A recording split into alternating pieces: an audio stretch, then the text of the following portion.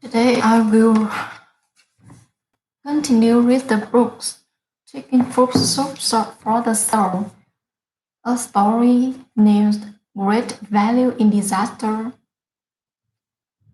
Thomas Edison Laboratory fire in December. oh, Thomas Edison Laboratory were virtually destroyed by fire in December 1914. Although the damage exceeded $2 million, the buildings were only insured for $238,000 because they were made of concrete and thought to be fireproof. Much of Edison's life's work went up in, in spectacular flames that December night. At the height of fire, Edison's 24-year-old son, Charles, frantically searched for his father among the smoke and debris. He finally found him, calmly watching the scenes, his red face glowing in reflection, his white hair blowing in the wind. My heart ached for him, said Charles. He was 67, no longer a young man to start life, when everything was going up in flames. When he saw me, he shouted, Charles, where's your mother? When I told him I didn't know, he said, find her, bring her here. She will never see anything like this as long as she lives. The next morning, Edison looked at the ruins and said, there is great value in disaster. All our mistakes are burned up. Thank God we can start anew. 3 weeks after the fire, Edison managed to deliver his first phonograph. If your house is on fire, run the cell by it. The next story called An Ageless Heart. The cruise ship was crowded with people off for 3 day pleasure. Ahead of me in the best passive way walked a teeny woman in brown slacks, her shoulders hunched, her white hair cut in a bob. From ship intercom came a familiar tune, Begin the Begun. And suddenly a wonderful thing happened. The woman, unaware anyone behind her, did a quick and graceful dance step, like shuffle slide. As she reached the door to the dining salon, she reassumed her dignity and stepped softly through. Younger people often think folks my age are beyond romance, dancing, or dreams. They, they see us as age has shaped us, caramel flecked by ringlets, thick waist, and gray hair. They don't see the people who lie inside. No one would ever know that I am still a skinny girl who grew up in a leafy suburb of Boston. Inside, I still think of myself as the youngest child in a happy family, had my mother of great beauty and a father of unfailing good cheer. And I am still a romantic teenager who longs for love, the young adults who aspire to social respectability, but whom shall I tell? We are all like the woman in the ship passed away, in whom the music still echoes. We are the sum of all lives we once lived. We show the grown part, but inside we are still laughing children.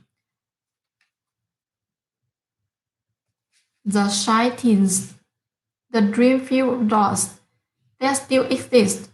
The most real, the metric of all we were or ever yearned to be. In your hearts, we still hear, begin the begun, and we are alone, we dance.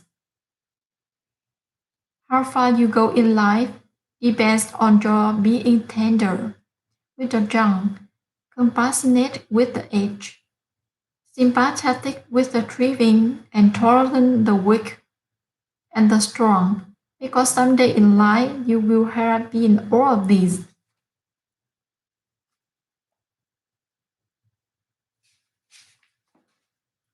The first story names The Cookie Thief.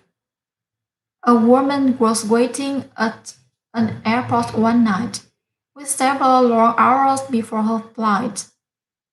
She hunted for a box in the airport, airport shop, bought a bag of cookies, and found a place to drop. She was engrossed in her book, but happened to see that the man beside her, as bold as he could, grabbed a cookie or two from bag between, which she tried to ignore to avoid sins. She read, munched cookie and watched the clock.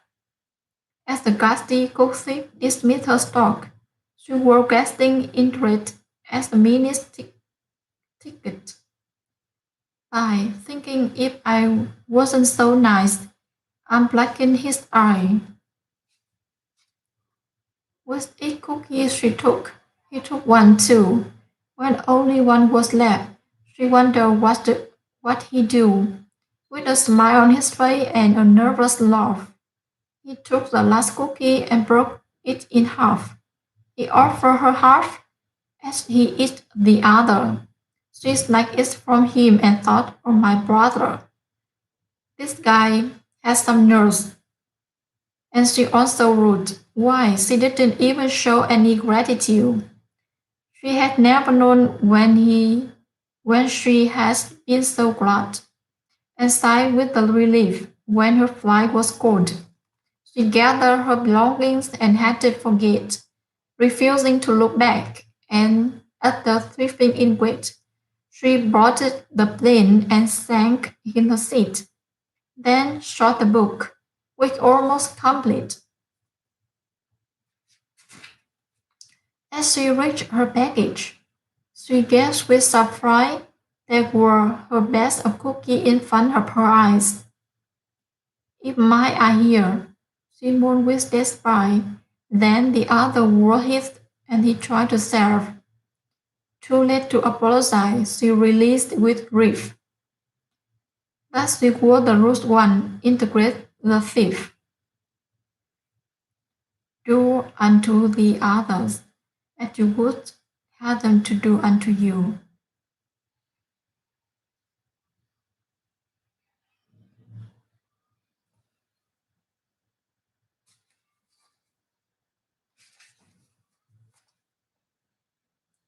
Discouraged.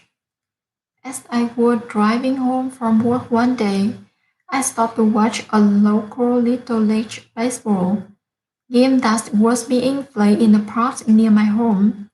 As I sat down behind the bench on the first base line, I asked one of the boys that's what the score was. We are behind 14 to nothing. He answered with a smile. Really? I said. I had to say you don't look very discouraged. Discouraged? The boy asked with a puzzled look in his face. Why should we be discouraged? We haven't been up to bat yet.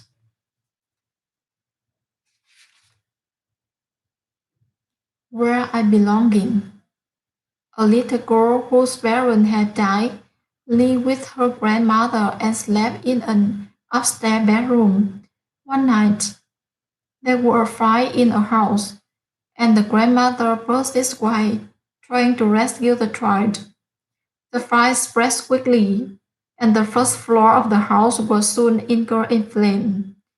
Neighbors called the fire department, then stood helplessly by, unable to enter the house because flames blocked all the entrance. The little girl appeared at an upstairs window, crying for help.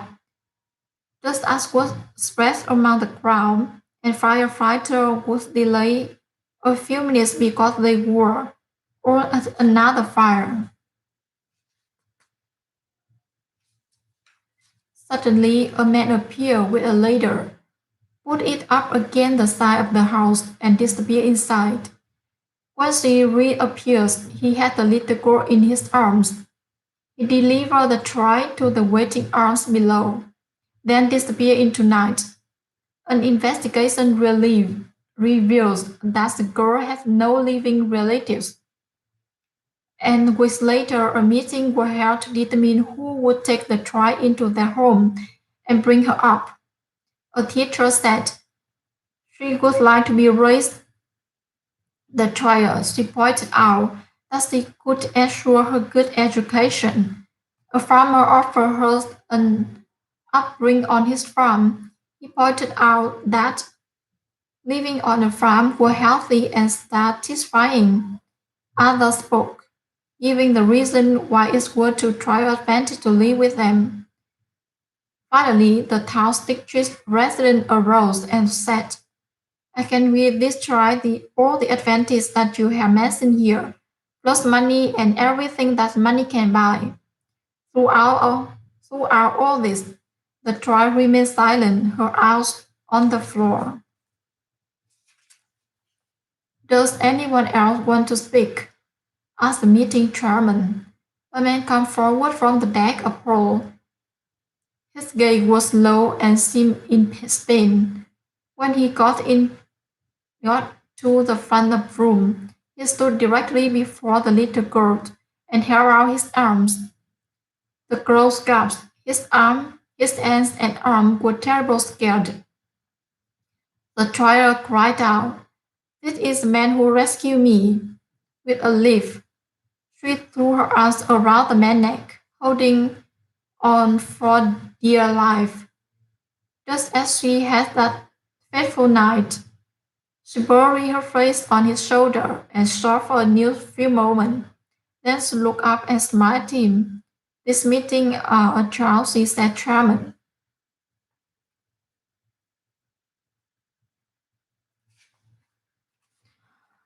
Oh, I see you again the next Sunday.